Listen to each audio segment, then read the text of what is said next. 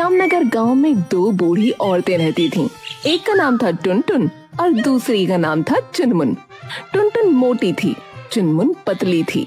वो दोनों पड़ोसिनें थीं, लेकिन उनमें 36 का आंकड़ा था। हर समय वो किसी न किसी बात पर लड़ती रहती थीं।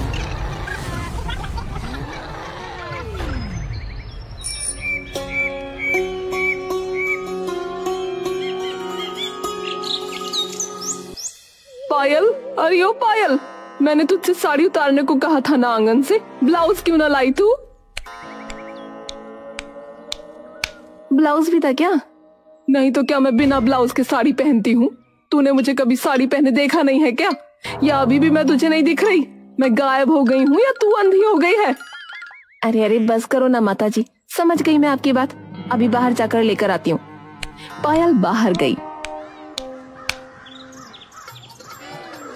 लेकिन वो टुनटुन का ब्लाउज नहीं था।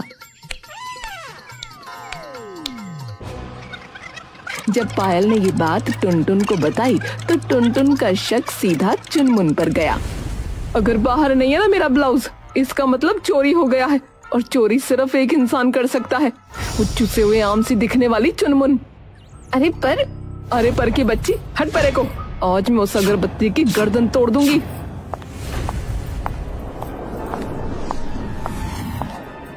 अरे ओ चोर नहीं कहीं की, बाहर आ, मेरा ब्लाउज वापस कर।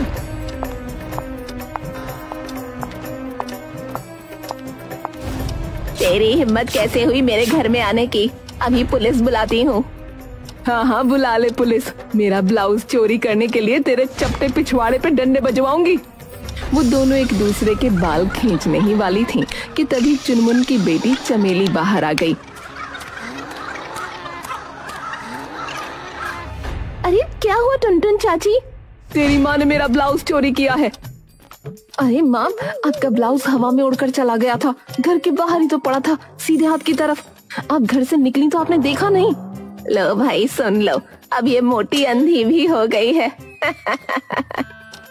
चुप, चलो आप यहाँ से चली जा टुनटुन, और अगर दोबारा ऐसे मेरे घर में घुसी ना तो पुलिस नहीं, आर्मी वालों से पकड़वाऊंगी तुझे।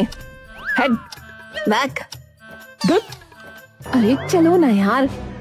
पायल जैसे तैसे टुनटुन को खींच तान कर घर वापस लाई, लेकिन उधर चुनमुन के दिल में आग धधकने लगी। उसने सोचा, आज तो ब्लाउज का मामला टल गया, लेकिन अब मैं इस मोटी टुनटुन को सबक सिखाए बिना चैन ना लूंगी।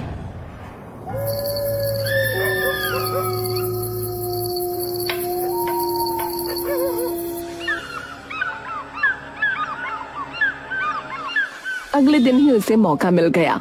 टुनटुन के घर रिश्तेदार मेहमान आए। टुनटुन बड़ी खुश होकर उनकी खातिरदारी में जुटी हुई थी। कहीं पानी भरवा रही थी, कहीं बिस्कुट की प्लेट सजवा रही थी, और तभी चुनमुन हवा की तरह अंदर घुसी।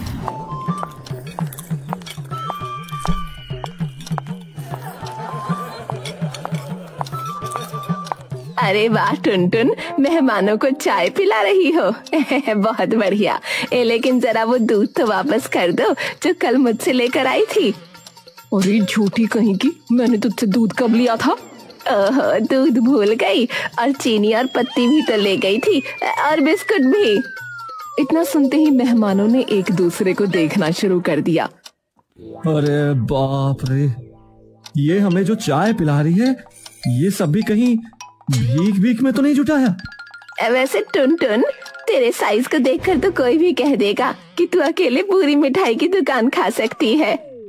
हाँ, लगता तो है सच में। कहीं ये हमें भी डकार न जाए। अरे चुप हो जा, और तेरे जैसी पतली हड्डियों के लिए तो हवा भी खुराक है, बातें मत बना।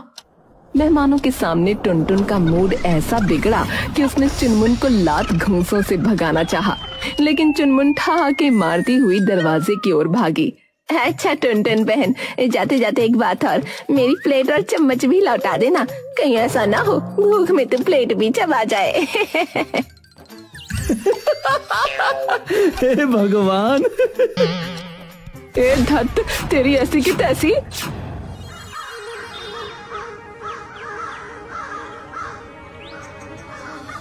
मेहमानों के सामने हुई इस बेइज्जती से टुनटुन का कलेजा मुंह को आ गया।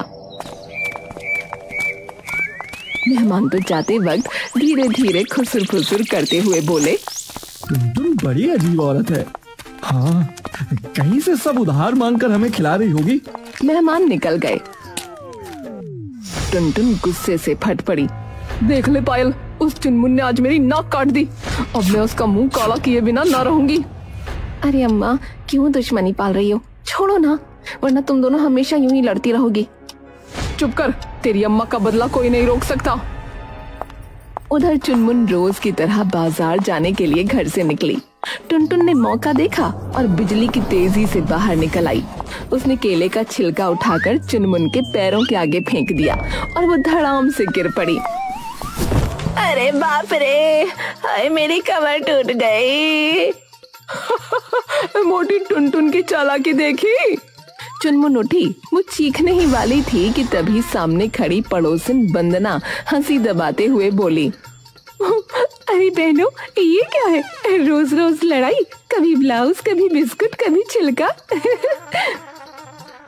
तू बीच में मत बोल वंदना। हाँ बिल्कुल, हमें तू क्या समझाने आई है? अजीब पागल औरतें हो तुम दोनों। मैं तो चाहती हूँ कि गांव में शांति बनी रहे, वरना मुझे क्या, गोली मारो एक दूसरे को। पर मजे की बात ये है कि वंदना के इतना बोलते ही दोनों बुढ़िया उस पर ही टूट पड़ी। अरे ओ वंदना, तू क्यों हमारी बहस में मिर्च मसाला डाल रही है? हाँ हाँ जाना, तेरी झुर्रियों पर ध्यान दे, हमारी दुश्मनी में तेरा क्या काम? हे भगवान, इन औरतों को समझाना तो सच में भैंस के आगे बीन बजाने जैसा है।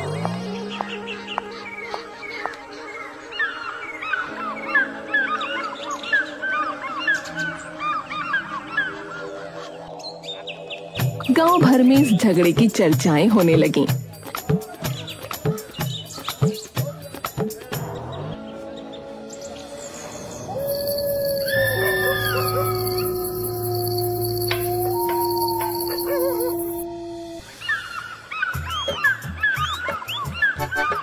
इसी दौरान एक दिन, अरे पायल इधर आ जरा। क्या हुआ अम्मा? सुबह सुबह फिर से किसी से लड़ाई करनी है क्या? अरे नहीं रे, आज तो बहुत बड़ा काम है। मैंने तेरे लिए एक लड़के को बुलाया है। क्या? लड़का? वो भी मेरे लिए? किस लिए बुलाया भला? अरे गधी, किस लिए बुलाया जाएगा? शादी के लिए बुलाया है। अम्मा, ये कैसी बातें कर रही हो? मैं तो कहीं मुंह दिखाने लायक ही न रहूंगी। तू थोड़ी पागल है क्या? क्या बोल रही है? ऐसा दामाद मिल रहा है कि तुझे रानी बनाकर रखेगा, कार में घूमेगी, सोने के कंगन पहनेगी, तेरी अम्मा का सपना पूरा हो जाएगा। पायल शर्मा गई और अंदर भाग गई। पीछे से टुनटुन पूरे मोहल्ले को सुनाने वाले अंदाज में चिल्लाती रही, सुन ले पायल, वो लड़का बहुत अमीर है, इतना अमीर कि तेरी लाइफ सेट हो जाएगी। एक गांव में ऐसा पति किसी का भी ना है। अच्छा अच्छा बुला लो, अब और मत चिल्लाओ, पूरा गांव सुन लेगा। पूरा गांव क्या, सामने वाले घर में बैठी चुनमुन भी कान खड़े करके सब सुन रही थी। अच्छा, तो अब लड़के को बुलाया जा रहा है। अरे बहुत बढ़िया, अब देखती हूँ कैसे टुनटुन अपनी बेटी का रिश्ता पक्का करती है। मजा तो तब आएगा जब मैं बीच में कूद पड़ूंगी। कुछ देर बाद सड़क पर एक चमचमाती कार आकर रुकी। उसमें से सूट बूट पहने एक लड़का आनंद बाहर निकला। गांव के लोग भी झांकने लगे।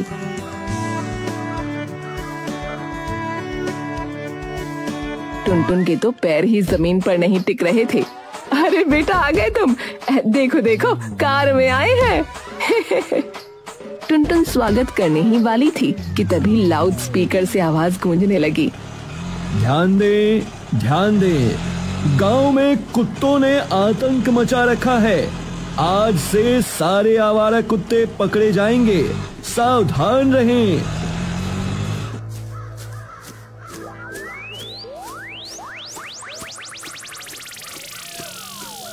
अरे टुनटुन, सुन लिया ना, अब तैयार रहना, किसी भी दिन गाड़ी आकर तुझे भी उठा ले जाएगी। तू भी तो गांव का सबसे बड़ा आतंक है। चुप कर चुपटी औरत, और जाओ भाग जाए यहाँ से, वरना भी तेरी चोटी पकड़कर घसीट लूंगी। चुनमुन हंसती हंसती निकल गई। उधर टुनटुन आनंद का स्वागत करने लगी। तभी अचानक एक आवारा कुत्ता दौड़ता हुआ आया और सीधा आनंद की पैंट में दांत गड़ा दिए। बचाओ, मेरी पैंट! अरे हट साले, छोड़ मेरे दामाद की पैंट। काफी मशक्कत के बाद टुनटुन ने कुत्ते को भगाया।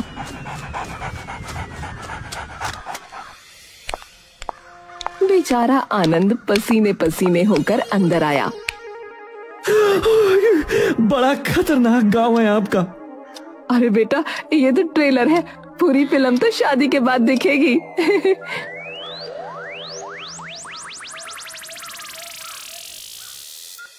पायल और आनंद ने थोड़ी देर बात की और दोनों एक दूसरे को पसंद करने लगे। मामला पक्का होने ही वाला था कि तभी दरवाजे पर ठक ठक हुई। कौन है रे? अरे हम हैं हम। नमस्ते बेटा, क्या नाम है तुम्हारा? आनंद। तभी मैं कहूँ तुमसे मिलकर इतना आनंद क्यों आ रहा है। तो फिर आ गई चुईया। अरे रहने दे टुनटुन, जरा लड़के से मिलने आई हूँ। बेटा कभी हमारे घर भी आना, हमारी बेटी चमेली भी बहुत सुंदर है। टुनटुन का खून खौलने लगा। उसने चुनमुन को बाहर करना चाहा। भाग यहाँ से, ये मेरा दामाद बनने वाला है। अभी कौन सा शादी हो गई है। बेटा चलो ना, हमारा घर भी देख लो, मेरी चमेली इस पायल से 1000 गुना अच्छी है। आनंद भी सोचने लगा, चलो देख ही लेता हूँ। और वो चुनमुन के साथ उसके घर चला गया। टुनटुन छाती पीटने लगी। देखो बेटा, मेरा घर है ये, कितना साफ सुथरा, और ये मेरी बेटी चमेली, देखो कितनी सुंदर है। अरे मत देख उसकी बेटी को, चेहरा तो ऐसा है जैसे प्याज छीलते ही कोई रो पड़े। और तेरी पायल का कम है, हर समय रोती धोती रहती है। नमस्ते जी। दोनों बुढ़िया एक दूसरे की लड़कियों की बुराई करते करते लड़के के सामने तमाशा बनाने लगी। हाँ अच्छा, मैं चलता हूँ। अरे बेटा, अभी तो रिश्ता पक्का करना था। हाँ हाँ, बताओ कौन पसंद आया? मैं सोच कर बताऊंगा।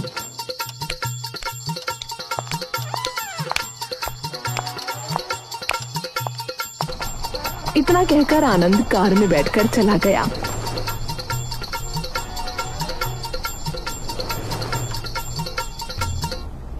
आनंद के जाते ही टुनटुन और चुनमुन में फिर से महाभारत छिड़ गया।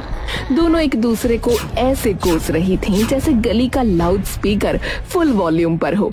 देखा, जैसे ये अमीर लड़का आया, तू भी कार से खींचकर यहाँ आ गई, लालची कहीं की। चल भाग, तेरी बेटी तो ऐसी है जैसे नीले ड्रम में भरकर बेचारे को दे दे। ओए चपटे मुंह वाली, मेरी बेटी के बारे में ज्यादा बोली तो तेरी चमेली का चेहरा ही नीले ड्रम में डाल दूंगी। अरे अरे बस भी करो, हम दोनों ऐसी वैसी नहीं है, हम तो सहेलियां हैं। ये सुनकर टुनटुन और चुनमुन के कान खड़े हो गए। सहेलियां? तुम दोनों बौरा गई हो।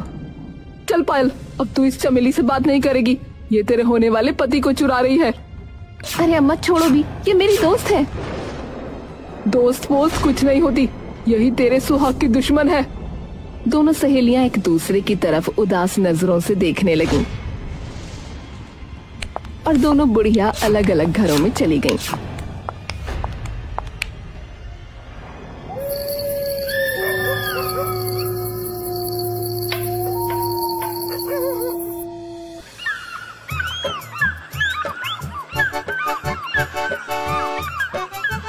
दो दिन बाद फिर गांव में हलचल हुई।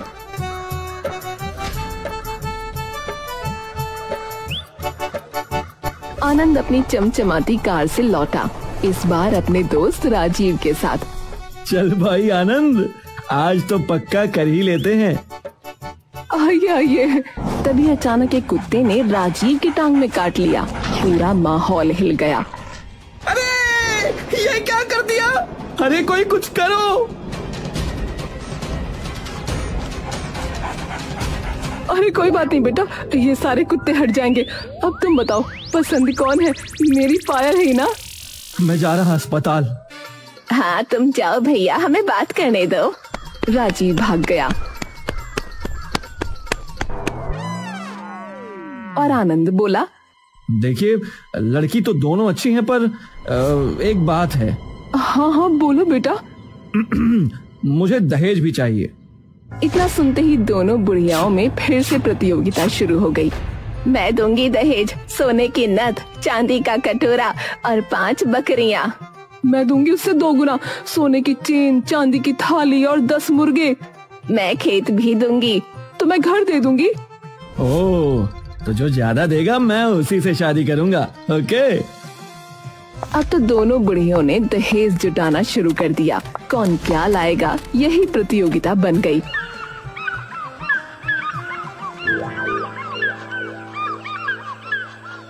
ये देखो चावल की बोरियां, ये देखो चांदी का कड़ा, और ये बाइक। कार वाले को बाइक देगी पागल औरत। इतने में चुनमुन ने मजाक उड़ाते हुए अपने घर से एक बड़ा नीला ड्रम खींच कर निकाला। ले टुनटुन, इसे रख ले, जब तेरी पायल की शादी होगी ना तो यही ड्रम काम आएगा। ले जा अपनी नीली ड्रम जैसी शक्ल। बैठ। हट। गांव में दोनों बुढ़ियां टुनटुन और चुनमुन की दहेज वाली प्रतियोगिता देखकर अब गांव की औरतें भी इकट्ठा हो गईं। सबको जानना था कि आखिर माजरा क्या है। अरे ये सब शोर कैसा है? लगता है फिर से टुनटुन चुनमुन की लड़ाई शुरू हो गई है। अरे बताओ ना, मामला क्या है? मामला यह है कि मेरी पायल की शादी अमीर आनंद से होने वाली है, और मेरी चमेली भी लाइन में है। जो ज्यादा दहेज देगा उसे वो अमीर पति मिलेगा। अरे ओ भगवान, दहेज के हिसाब से शादी होती है क्या? प्यार और पसंद से शादी होती है? अरे तू चुप रह, हमें अमीर दामाद मिल रहा है तो जलन हो रही है तुझे। हाँ हाँ, जल कुकड़ी, चली जाए यहाँ से। तभी अचानक गांव में एक गाड़ी आकर रुकी। उसने आखिरी घूमता हुआ कुत्ता पकड़ा और ऐलान किया, सुनो सुनो, सारे कुत्ते पकड़ लिए गए हैं। अब गांव में कोई कुत्ता नहीं बचेगा।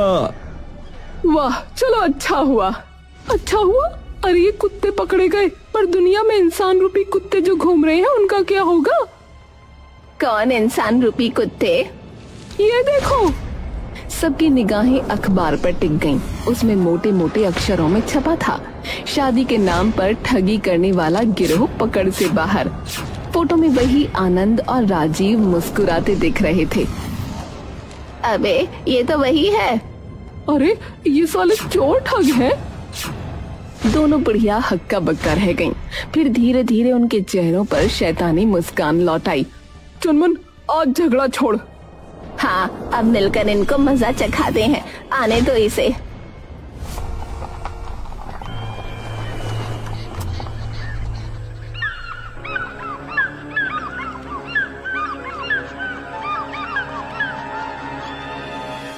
सब औरतें फौरन मुस्कुरा मुस्कुरा कर उसका स्वागत करने लगीं। आइए बेटा आनंद, हमें तो बस आपका ही इंतजार था। हाँ हाँ, हम दोनों ही आपको भरपूर दहेज देंगे। आपको किसी से शादी करने की जरूरत नहीं। बिना शादी के दहेज? ये कैसा मजाक है? बेटा, जैसे कुत्ते पकड़ने वाली गाड़ी में कुत्ता जाता है ना, वैसे ही इंसान भी जा सकता है। क्या मतलब? अभी वो कुछ समझ ही पाता कि टुनटुन ने जोर का धक्का दिया और बाकी औरतों ने मिलकर आनंद को उसी गाड़ी में ठूंस दिया। अरे छोड़ो, मैं लुटेरा नहीं, मैं तो दूल्हा हूँ। हाँ हाँ, तो वही दूल्हा है जो दहेज खाता है। अब जेल जाकर मार खा, वो भी कुत्तों वाली गाड़ी में। इस दौरान पकड़े हुए कुत्ते जोर जोर से भौंकने लगे। बचाओ! ये नजारा देखकर पूरा गांव हंसी से लोटपोट हो गया। आनंद का दोस्त राजीव डर के मारे वहाँ से भाग निकला। टुनटुन और चुनमुन अब एक दूसरे को देखकर ठहाके लगा रही थीं। देख लिया, जब 2 बुढ़िया मिल जाएं, तो अमीर दूल्हे भी कुत्तों के साथ गाड़ी में जाते हैं। हाँ, और अब मेरे समझ में आया कि कुत्ते इन दोनों के पीछे क्यों पड़े थे। ये थे ही चोर। गांव की औरतें तालियां बजाने लगीं। कुत्ते आजाद होकर इधर उधर दौड़ने लगे और आनंद की चीखें गाड़ी से आती रहीं।